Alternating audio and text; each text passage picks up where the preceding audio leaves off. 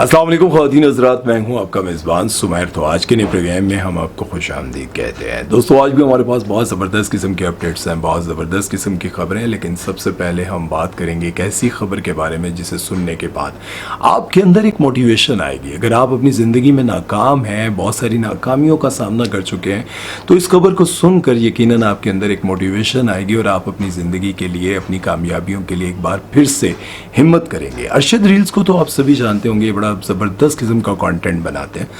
अरशद भाई अपनी wife, पर्देदार wife और 7 बच्चों की मदद से कंटेंट बनाते हैं और बड़ा ज़बरदस्त इनका कंटेंट होता है, सबक आमोज़ होता है, इस्लामिक होता है और अपने कंटेंट के ज़रिए बहुत सारे लोगों को बड़े ज़बरदस्त मैसेजेस भी देते हैं। ये भी अपनी ज़िंदगी नॉर्मल गुजारा करते थे, लेकिन इस वक्त ये तनख्वाहदार थे। तनख्वाहदार आदमी कितनी तनख्वाह ले सकता है? एक मजदूर आदमी मेरा हाल 10, 15, 20 हज़ार रुपये, 25 हज़ार रुपये, इससे ज़्यादा वो नहीं कमाते थे। लेकिन अब वो किसी भी ब्रांड की प्रमोशनल वीडियो बनाते हैं तो उसका 15 लाख रुपए लेते हैं, जो कि सारे ही प्लेटफॉर्म पर वो शेयर करते हैं। अगर सिर्फ यूट्यूब पे शेयर करनी हो तो उसके पैसे कम हो जाते हैं, लेकिन अगर टिकटॉक, फेसबुक, इंस्टा हर जगह पर लगानी है, यूट्यूब पर लगानी है, तो उसके वो 15 लाख रुपए लेते हैं। अंदाज़ा लगाएं। और उनसे एक पॉडकास्ट में ये पूछा गया कि आप कितने महीने की कितनी प्रमोशनल वीडियोस बना लेते हैं, तो उन्होंने कहा 8-10 तो आ ही जाती हैं नॉर्मली, मतलब 1 करोड़ से ज़्यादा, एक खोखे से ज़्यादा।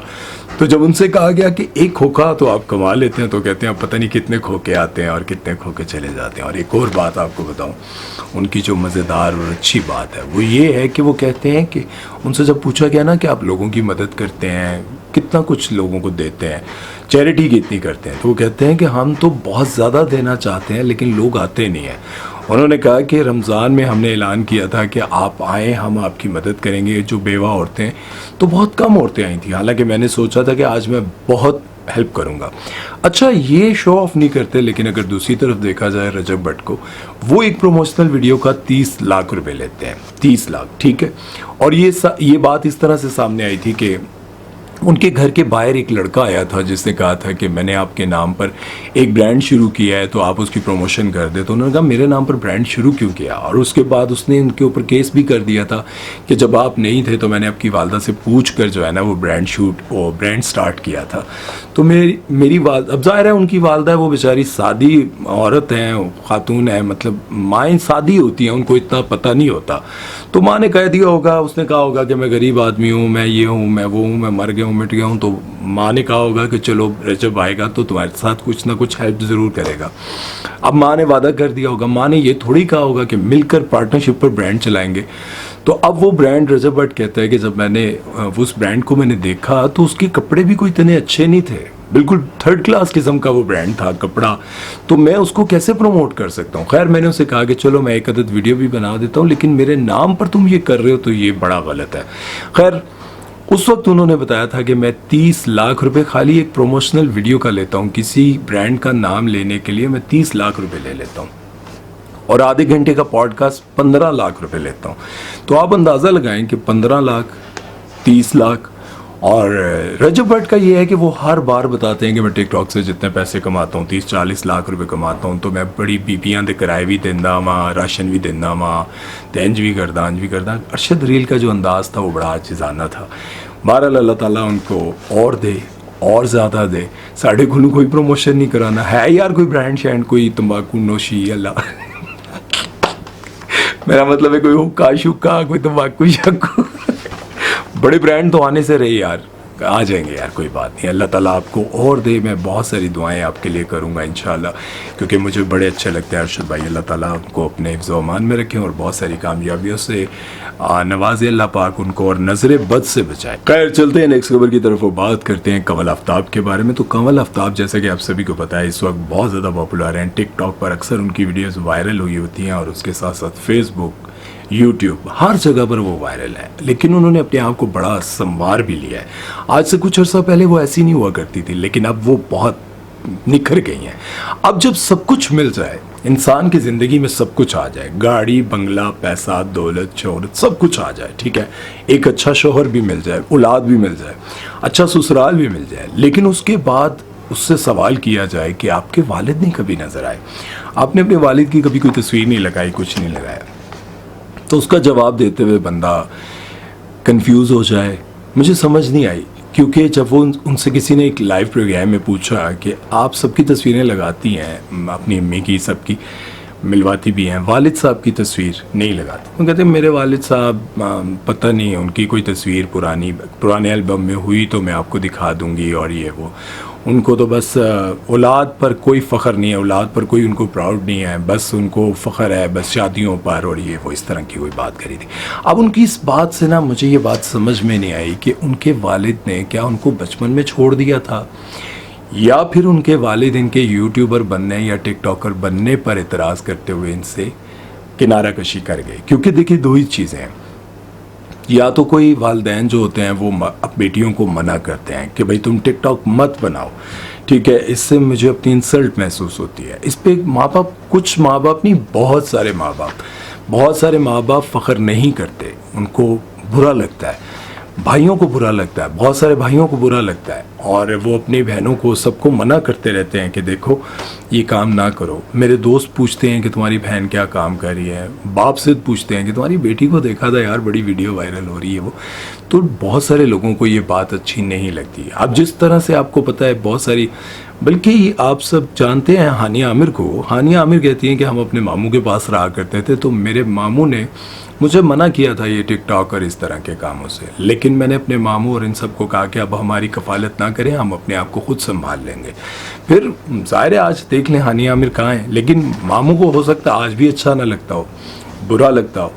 तो इस तरह से वालिदैन, बहन भाइयों को, रिश्तेदारों को बुरा लगता है कि उनकी बहन बेटी कोई टिकटॉक बना रही हो सकता है ये प्रॉब्लम हो सकता है कि फिर उनके वालिद ने वाकई दूसरी शादी कर ली, और इसलिए मुझे समझ नहीं आई। मैं चाहता हूँ कि कभी वो इस पर दोबारा वीडियो बनाएं तो मैं इस पर दोबारा क्लियर आपको बताऊँगा। लेकिन वो वालिद के बारे में ये कहती हैं कि अगर मुझे अपने वालिद की कोई तस्वीर मिल भी गई तो मैं शेयर नहीं करूँगी, आप लोगों को दिखाऊँगी नहीं। इस बारे में अब आप लोगों की क्या राय है, आप लोगों को क्या लगता है, कमेंट सेक्शन में ज़रूर बताइएगा।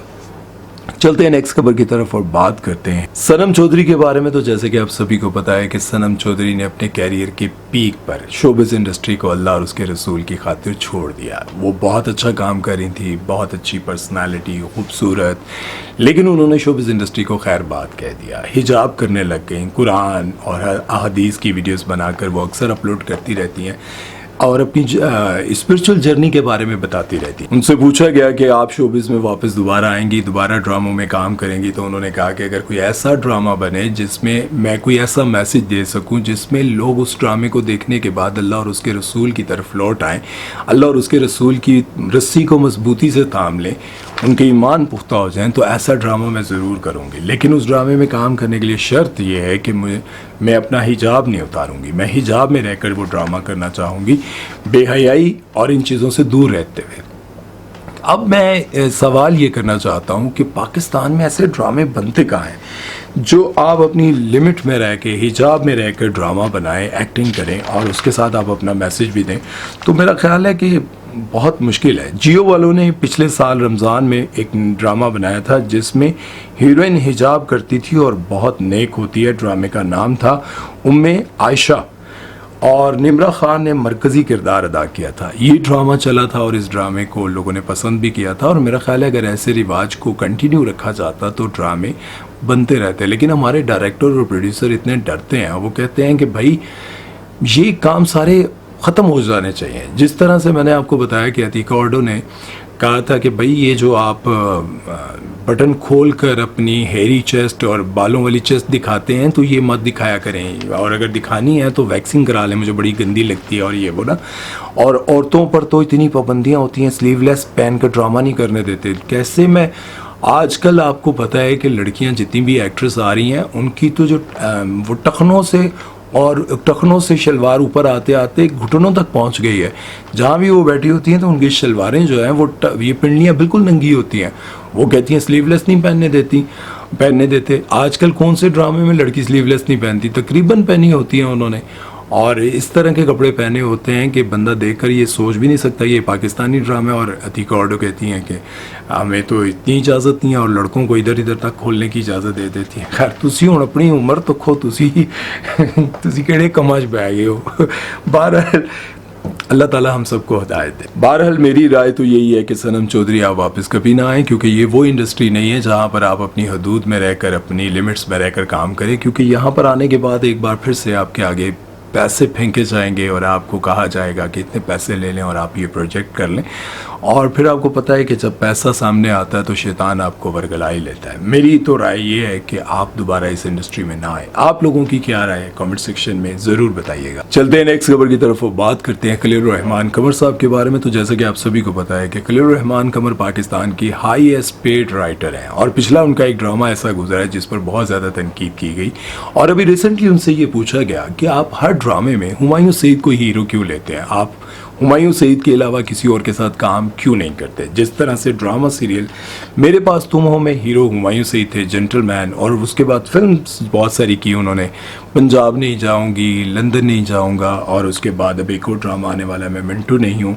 और बहुत सारे ऐसे प्रोजेक्ट्स हैं जिनमें उन्होंने हुमायूं सईद के साथ काम किया। तो अब इसका जवाब देते हुए उन्होंने कहा कि मैं अब हुमायूं सईद के साथ मज़ीद काम नहीं करूँगा, उसके साथ काम बहुत कर लिया, अब हुमायूं के साथ काम करते हुए मुझे डर लगता है। क्यों जी? वजह समझ नहीं आई, वजह उन्होंने नहीं बताई। उनसे पूछा गया क्या वजह है हुमायूं सईद के साथ काम करते हुए अब डर क्यों लगता है। हालांकि आपको पता है कि हुमायूं सईद के साथ उनका बहुत ही मजबूत ताल्लुक़ है, और हुमायूं सईद के साथ उनको काम करते हुए ऐसा लगता था कि यार वो अपने भाई के साथ काम कर रहे हैं।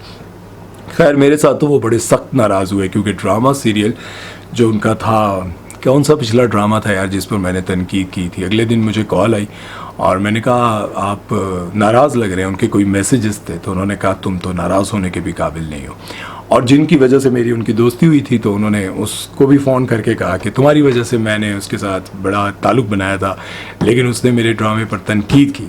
अब ज़ाहिर है यार, देखें एक ड्रामा था जिसमें उस पर तनकीद बनती थी, एक डायलॉग था जिसपे वो बार बार वहाज को कहती है कि भाई माया के मेरे से आप जो मर्ज़ी ले लें, इसके बदले में जो मर्ज़ी ले लें, इसके बदले में जो आप लेना चाहे मैं दे दूँगी, इसके बदले। भाई इस डायलॉग पर मैंने तनकीद की थी कि भाई वो बंदा जो सुबह शाम खूबसूरत लड़कियों में रहता है, वो इसको इज़्ज़त देना चाहता है कि ये डायलॉग यहाँ पे बिल्कुल बेकार लग रहा है कि तुम इसके बदले में, पैसे के बदले में जो कुछ भी मुझसे लेना चाहते हो ले लो।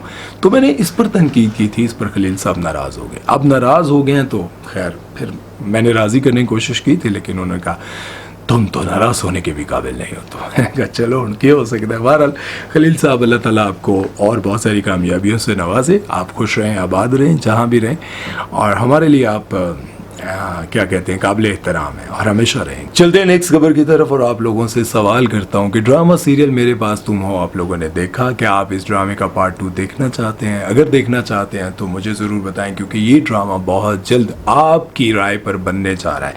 आप लोग इसका पार्ट 2 देखना चाहेंगे तो ये ड्रामा लाजमी बनेगा। सबसे पहले मैं आपको ये बताता चलूँ कि आखिर ये सब कुछ मुझे कैसे पता चला। ARY के CEO जरजेस सेजा ने हुमायूं सईद और नदीम बेग, जो कि ड्रामा सीरियल मेरे पास तुम हो के डायरेक्टर थे, उनको टैग करके लिखा कि क्या ये ड्रामा आप लोग बनाएंगे, इसका पार्ट 2 बनाएंगे।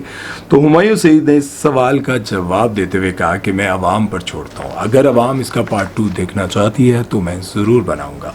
अब मैं आपको बताता चलूँ कि ये ड्रामा भी खलील रहमान कमर साहब ने लिखा था। अब वो कह चुके हैं कि उसके साथ काम बहुत कर लिया, क्योंकि आज से कुछ अर्सा पहले भी उन्होंने ये बात कही थी कि हुमायूं के साथ बहुत काम कर लिया और अब हुमायूं को किसी और के साथ काम करना चाहिए, बस बहुत हो गया। अब लाजमी तो नहीं कि मैं हुमायूं के साथ ही काम करता रहूं, लेकिन एक बार फिर हुमायूं सईद के साथ उन्होंने यही कहा, यही बात हुई दोबारा से। अब देखिए होता क्या, हुमायूं सईद जिनके साथ खलील रहमान कमर साहब ने बहुत काम किया और काम करना भी चाहते थे, लेकिन अब वो काम क्यों नहीं करना चाहेंगे ये मैं आपको बताता हूँ। आप लोगों ने फिल्म देखी लव गुरु, नहीं देखी तो देखें। उस फिल्म में उन्होंने जो वासिफ चौधरी ने कुछ जुगतें लिखी है ना, वो उन्होंने खलील रहमान कमर साहब के खिलाफ लिखी हैं। उनमें बहुत सारी चीज़ें खलील रहमान कमर साहब के बारे में लिखी हैं जिन्हें खलील साहब ने देखते हुए वहाँ पर वो वासिफ चौधरी से प्रीमियर पे कुछ मेरा ख्याल है इनकी टसल भी हो गई थी, वहाँ पर कोई गड़बड़ भी हो गई थी, और ये जो चीज़ें उन्होंने लिखी हैं और वो पिक्चराइज भी हो गई हैं, तो खलील साहब को इसलिए बुरा लगा है। क्योंकि अभी थोड़ी देर पहले जब मैं ये वीडियो बना रहा था तो मुझे एक दोस्त की कॉल आई, तो मैंने उनसे पूछ लिया, मैंने कहा खलील साहब क्यों नहीं हुमायूं सईद के साथ अब काम करना चाहते? तो कहते हैं आपने फिल्म नहीं देखी? मैंने कहा नहीं देखी।